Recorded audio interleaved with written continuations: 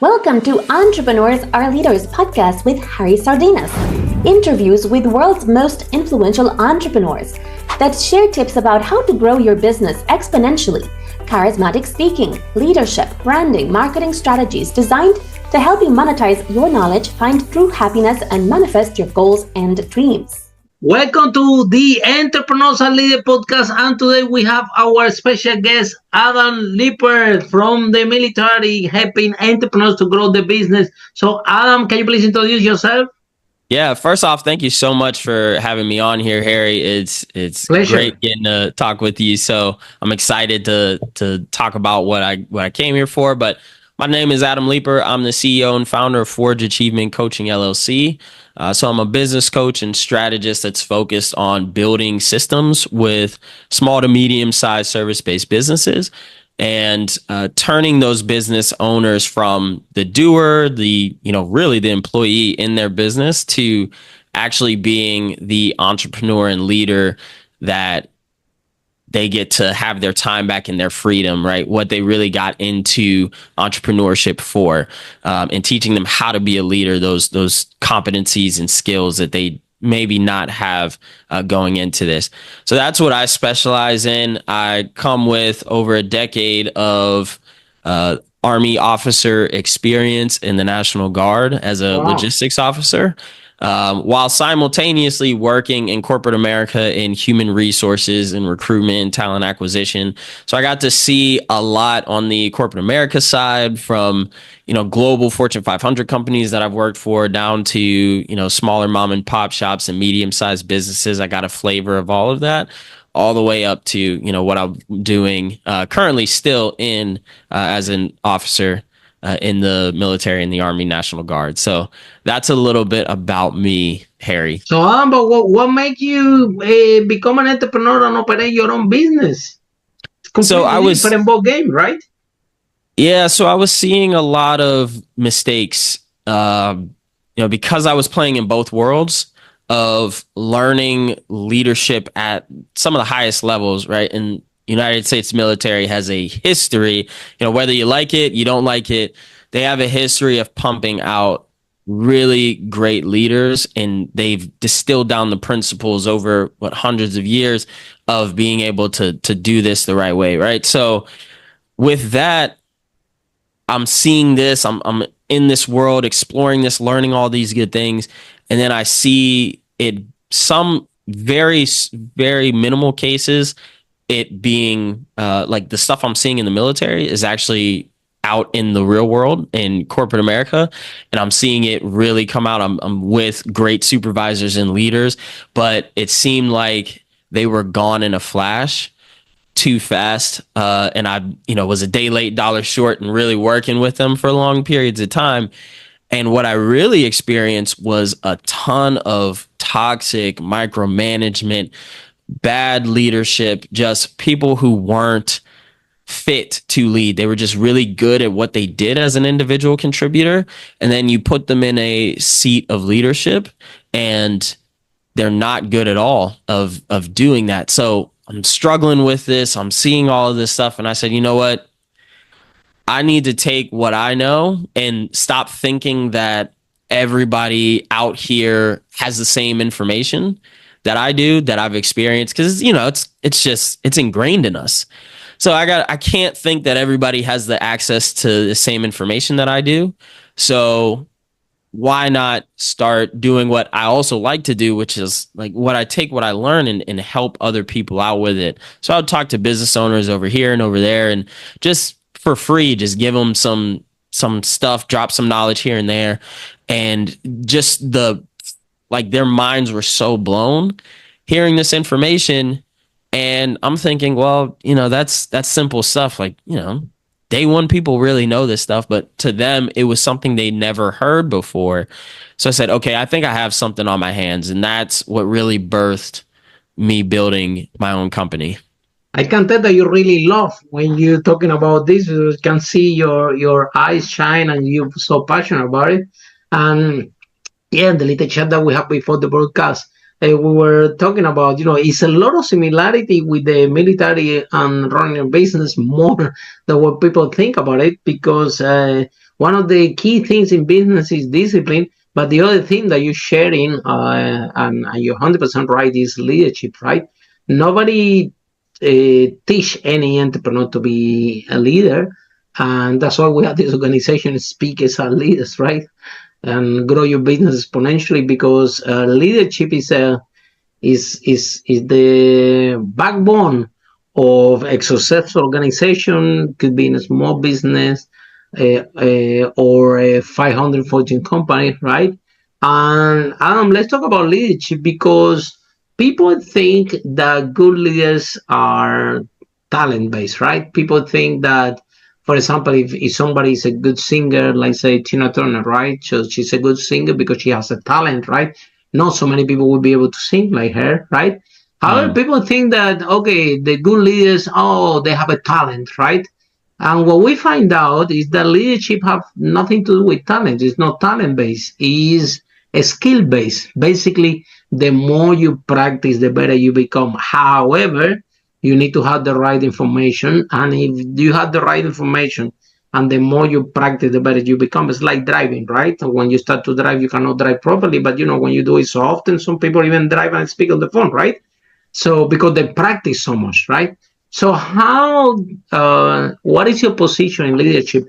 Do you think that everyone can be a good leader? They just need a good piece of information and practice, or do you think that that is not for everyone? Yeah, great question. I think that leadership there's different degrees of it, right? So you have those leaders like the CEOs of companies, the people who are out in front, and they're shaking hands, kissing babies, that whole thing, right? They're the one that's out in podcasts. They're just out and they can tell you their vision and do all this other stuff, right? I think there's that type of leader, and that takes maybe a little bit more of their charisma and who they are as a person that makes them better fit for that. And then you have those who are in the background, who are your like COOs, your operations people, who are really good at the X's and O's, but are really good at maximizing people on the team to get the best out of them.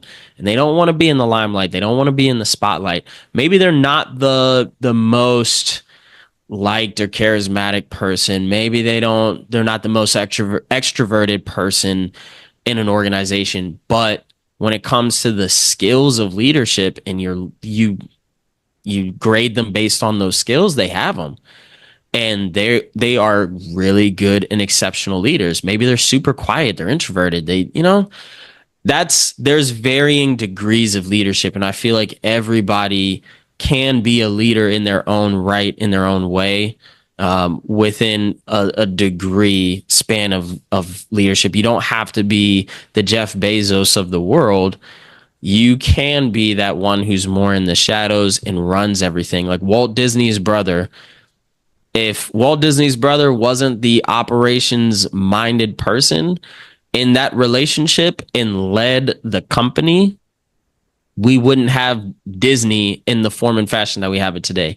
Walt Disney would be a washed up artist that had just mouse caricatures and drawings, and that's it. But he was able to be out front, be the creative, be the person that's in the limelight, and look like this great leader. And he probably did have some good leadership qualities, but it was his brother that was behind the scenes doing the quiet work, and might not have been the most people person, but could get the most out of the people that they had in the organization at the time.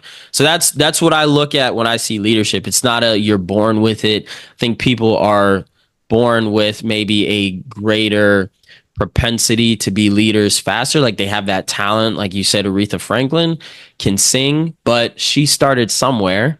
She just kept practicing it. Everybody's got to put in the practice, put in the time, get the 10,000 hours to be really proficient and excel at it. But it's, what are you practicing? Like you said, the information. What information do you have? What skills are you focusing on? What's the 20% of tasks that you're looking at or actions that you're making that's going to account for 80% of the results? Are you doing that work to be a leader? That's what I really look at, and that's how I think about it. So, what is the biggest challenge that you find when you're working with a small business owner, and what message do you have for all of them, how to overcome these challenges? Their lack of trust. That is one of the, I think that is a currency, a very valuable currency as a leader, is having that trust within the people that you brought into your own organization. So it blows my mind, Harry, that people will hire people that are brilliant. They have experiences that fit the job description that you put out there. They have a skill set that you don't have, and yet you don't trust them to do a good job. You don't trust them to grow your company. You don't trust them to take your vision and move it forward. And you don't trust people really with what you call your baby.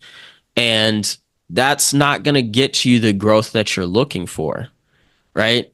It's not going to build the team that can let you take the time away so that the house doesn't burn down when you come back, right? The business isn't burned out and it's all, we got to pack up the doors when you came back from a 3-day, mini vacation somewhere, or you took some time off because you were sick, right?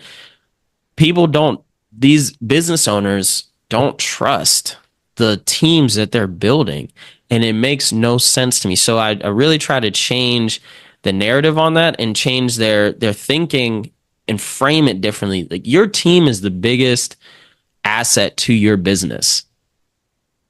Period.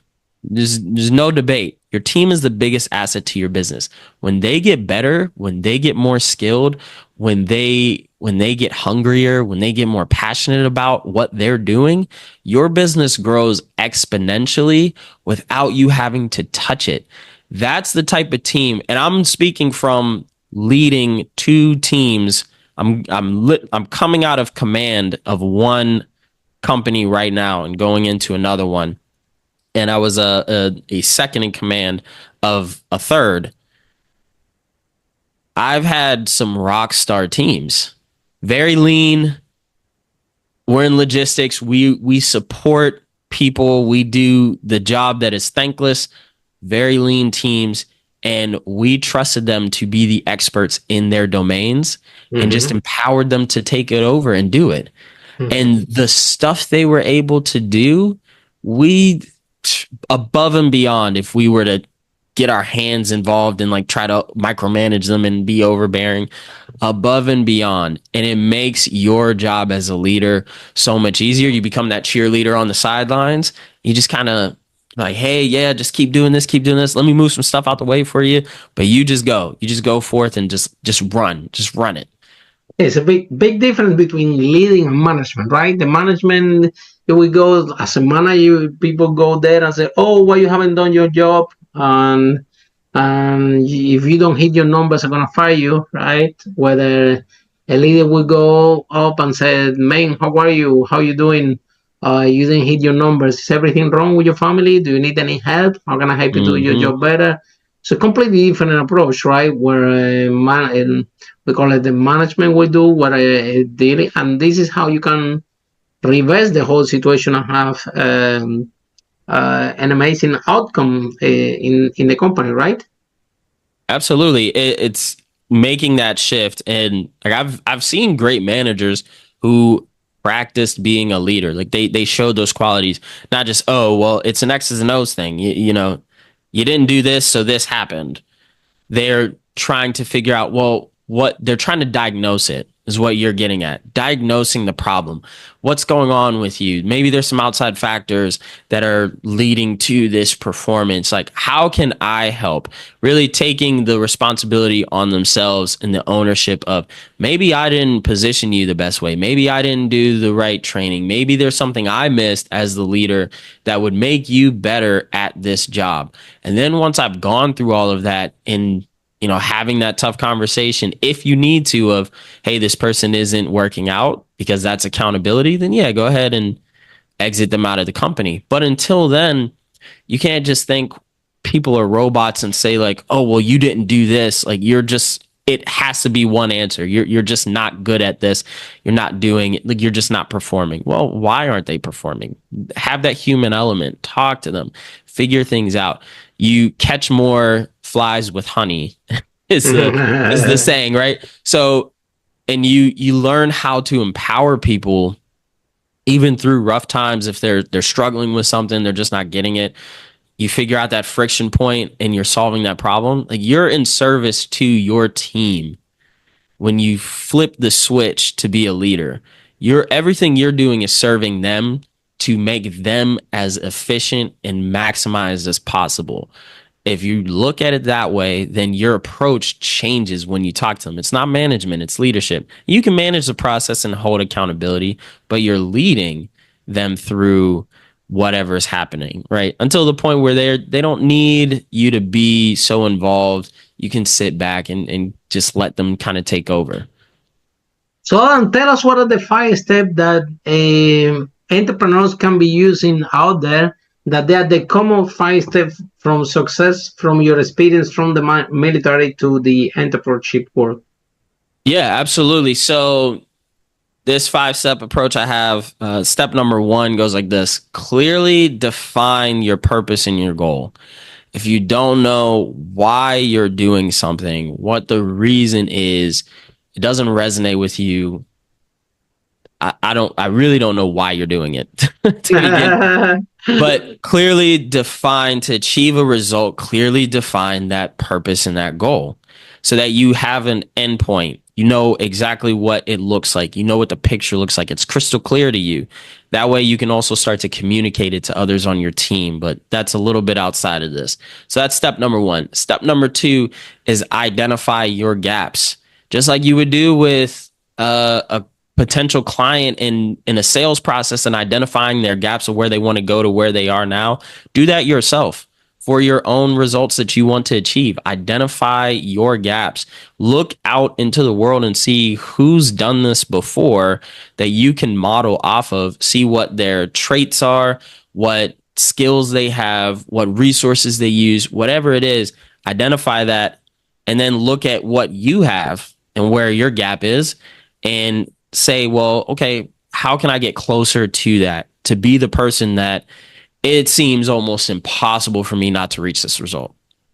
And you move on to step number 3 once you've identified the gap of where you are to where you want to be, right, with that avatar, is come up with leading actions you're going to do every day, and make a system around it, make a process around that that's going to close that gap for you. So when you're in striking distance of hitting that goal, achieving that result, again, it seems to everybody around you that knows about this, it seems like if you don't hit it, wow, it's like, it blows my mind that you didn't hit this. You were so close. Like, you were that person. You're dead close, right? Come up with the actions that are going to get you closer to that result every single day, and make a system so that you can hit that. Because you're going to get to a point where you don't want to do it, and that's where the system takes over and you follow it out. Step number 4 is take immediate action. Everything goes to die in the graveyard of planning, right? Once you got all that, you have done enough planning, take immediate action. Start getting to it, getting after it. Violence of action beats out you taking a long-term approach to planning something out and making it perfect. Get something on paper, start taking action. And step number 5 is adapting that plan based on what happens. Mike Tyson famously said it: everybody has a plan until you get punched in the face. He adapted that, I believe, and I got to look back at it, but he adapted that from the military, because that's what I used to hear is, no plan survives the first round of contact, meaning your plan is going to fail at some point in time. Always understand that the plan is going to fail somewhere. It's your job to adapt it, change it, always look at what's going on in the system that you've created in your plan, supervise, refine, make it leaner, meaner, badder, and continue to always act on it. You make a change, act on it. You make a change, act on it. Drop some stuff, add some stuff, act on it. Keep doing that 5 steps over and over again. You'll hit that result. I agree with you, Alan. I have a friend of mine which is an investor, and he's telling me that he has seen over thousands of business plans. Yeah, and never the business plan is exactly accurate. Never. Never, they never seen in his life a business plan that actually, after you give the funding, actually accomplish exactly what was planned in the time and the results is that this never happen, Harry. Never will be, right? So plan is like an idea that we have how things to do, but the most important is, like you said, you have to adapt very quickly because your plan at some point is going to it's not going to work, and you have to adapt quickly and improve as you go, right? So then, Absolutely. yeah, the I think you're very passionate about helping these entrepreneurs, and I think the topic of leadership you are very passionate about. I think that the biggest problem that we have in this world in terms of wars and bad things is because of lack of leadership, right? Because everybody. So how do you think that we can improve? Because even nobody wants to be a leader, right? Everybody wants to. It's tough because you have to be leader means serve, right? And Hmm. you have to be at service of others, right? And I think that it's not that nobody wants to be a leader. I think that there is very little knowledge out there, or little education, how people can make the transition from manager to leader, right? And everyone in the organization can be their own leader in their own position and create a great contribution, move the company forward. So, and I think that when you go into these big corporation, you see things like, oh my God, how come this guy have a C-level position and still is a genius what he does, but a very poor leadership skill that actually can affect in the long term the organization. So, what are the techniques that you use with these entrepreneurs in order to enroll them in the idea that they should become a great leaders that is good for the company? Because some of them might even think that they don't need to become a leader, or they are no born leaders, and they will never accomplish that. They're just good at what they do. Yeah. So, I mean, data would tell you, and what was it? Gallup did a survey of leaders of like first time managers. That's what you were referring to. And the average age, and this was over thousands of them. The average age of a first time manager position was 30. The average age that they got any training on leadership skills was 42. It's a huge gap in time there of lost productivity, production, just you're creating a bad environment. So how I like to approach this problem is looking at it this way. Number one, especially with business owners, they have an idea of how they want to affect change in the world in their specific domain. And there probably have been a individual contributor that was really good at what they do. So it's level setting with them and saying like, hey, you're a great individual contributor. That doesn't mean that you're going to be a good leader. And oftentimes, especially if they come from the corporate world and start their own business, the corporate world rewards you for being a good individual contributor and saying, well, the next logical step is you're a leader. And this is a process that they've handed down from, like, it seems, generation to generation. And we've lost what the real process of building leaders is, which is identifying the skills that make good leaders and then coming up with we call it a left seat, right seat switch in the military, really developing somebody to take that spot after you leave. But now we're just, I don't know where it started, but that's what happens now is, oh, this person looks like they're fit. they've been doing all this good stuff as an individual contributor. Let's put them up in leadership. That's terrible.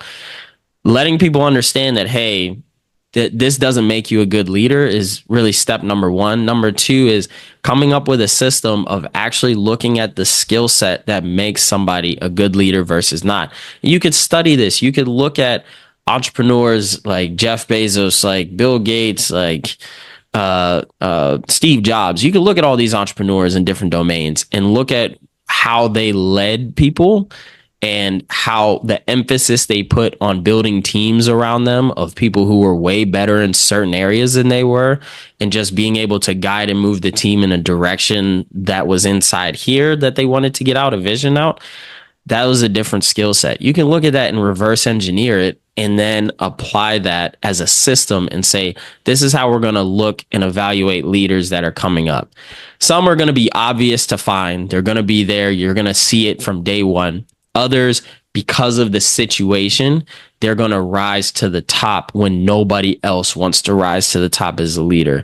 But you have to look for those skills and some of the qualities, but you really have to look for those skills and see what they've developed.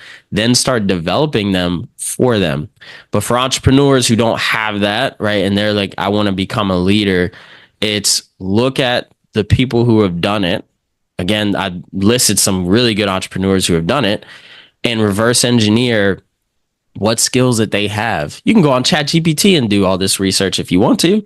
Look at the skills that they have and say, okay, where am I deficient in those? And be honest with yourself that you're not the leader that you think you are, right? And then be honest with yourself and say, leaders don't actually need to be the one that knows everything. And I think I see a lot of entrepreneurs struggle with that. I feel like they need to know everything. Some of the best leaders I've come across, they know just enough to be dangerous, but they don't know everything. They know just enough to move the team forward, but they don't know every single thing that the team's like. They're not on the same level of expertise as the rest of their team is in each domain. They know just enough to be dangerous. And that's within the skill set of leadership. They know a lot about that. So those are the two things that I see in the approach of getting people to try to change this narrative of making more leaders, creating more leaders, is being honest that we've done it wrong for so many years now. Coming up with a good system by reverse engineering what the best skill sets are. And this is what I do in my business. So I kind of shortchange this for people, make this a faster approach for them, and then practicing that to get them to that level of proficiency. And then you have a system to identify leaders that come up in your business. As your business grows, somebody's going to show themselves to be, head of this department or this one. Now you have a system that you can work with and a rubric, a grading scale that you can look at to say, are they the right fit? Are they not? What else can we tweak here and develop them here, and be serious about that and bringing them up with you? And then what is the if somebody's listening this podcast right now and they have a big organization and they resonate with what you're sharing, that probably there is no natural progression. Even the people have been amazing as individual contributor, right? And it seems that the next natural progression is to put in a leadership position without the person having the proper training for leadership, rather than being an improvement. What is going to create for the organization is a large setback in terms of productivity and achievement, right? So if somebody from a large organization is hearing this podcast and resonate with what you're saying, or small business owner start to understand that concept, that because they have a small business, if rather than they manage the team, they become leaders of the team, they're going to have way more productivity, way more happy employees, and therefore happy clients. So how people can contact you and how this process works? Yeah, absolutely. So you can email me at adamleeper@forgeachievementcoachingllc.com. I also drop content just about weekly, sometimes daily, on YouTube. Wow. on my YouTube channel. I try to do shorts on my YouTube channel just about every day. And then just about every week putting up some type of longer form video. I'm starting to do actual interviews with business owners, entrepreneurs just like yourself to really tackle this problem of leadership and how you're scaling your business through being a leader and building a team. That's really the angle I'm looking at. But I give a lot of good information on really systemizing and the leadership portion, and all of that is free on my YouTube channel, Scale with Leadership. So you can find me there, subscribe. But you can email me. You can find me on LinkedIn. My name, Adam Leeper, on LinkedIn. DM, reach out. And in my email, I do have a link there for just a quick 30-minute chat where I can walk you through for free just a quick strategy of where you want to go first, where you want to go next. What, if you're saying like, I need to build my leadership skills, what am I going to do? How am I going to do that? It can be overwhelming. I can help you with that of, hey, work on this one first. This is the most critical skill for you to work on first. Work on this one next. Work on this one next. And go about it that way. So those are some easy ways that you can find me. If you email me and reach out to me, I will send you, I have a scorecard that I've developed, a quiz that helps you identify which of these leadership skills you are best in and which ones you really need to work on, so that you can work on those first, enhance the other ones later, bring it around like total picture for yourself and get better and, build yourself as a good leader for either your company that you work for. If you're listening to this and you're in a big, company, Fortune 500 company, so on and so forth, or you're on your own as an entrepreneur and you want to get better, grow your team and grow your business. That's fantastic, Adam. Thank you so much for your time. Thank you so much. And for us, we can be talking about leadership the whole day because we love this topic.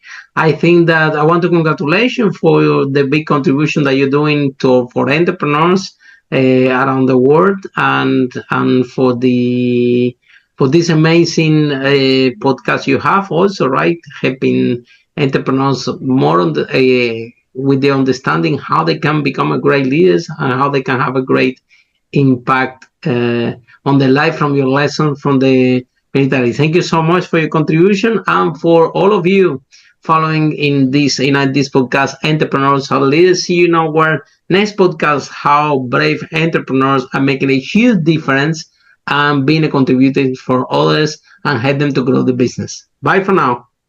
Follow us for more on charismatic speaking, leadership, exponential business growth, branding, marketing, strategies designed to help you monetize your knowledge, find true happiness, and manifest your goals and dreams.